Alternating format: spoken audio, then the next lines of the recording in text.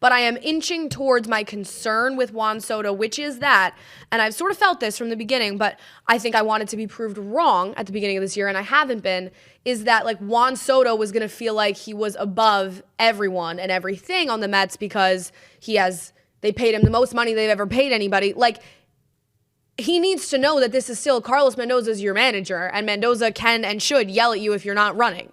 I'm not making anything up. Maybe he will, and Mendoza will sit him down and they'll have a nice heart-to-heart talk about it, and everything will be smoothed over.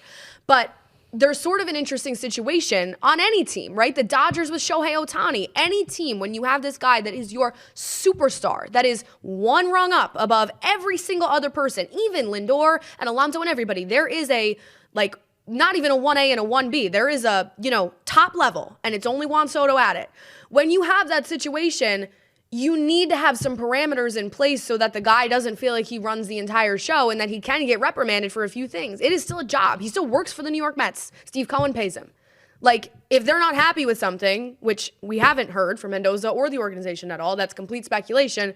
But if they're not happy with an attitude thing or a hustling thing, you have to answer to them. And that's what I'm getting worried about. You're an employee, so of course there's going to be performance reviews. That's how it should be and would be in any other workplace, especially, like you said, when you're getting paid that amount of money. Here's the other thing. Everybody on the Mets pretty much big into accountability.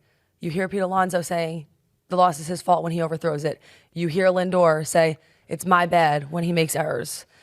You're not hearing that when Juan Soto is being asked about this. This NJ.com article from Bob, it says, just as Soto turned his back on ESPN, he did the same to reporters who were waiting to speak to him in the post-game clubhouse. Soto got dressed and began walking towards the door. He told a Mets official he'd be back to answer questions after seeing family members outside. Soto never returned. I'm not liking that. I am not liking that. That is where it starts to feel like, to me, what I said before. You feel like you're above some things. You feel like you can tell the Mets media guy that you're going to talk to the media. You feel like you're above the media. You feel like you're above any person. Mendoza, Cohen, Stearns, whoever is going to say, you stand there and answer questions. Now,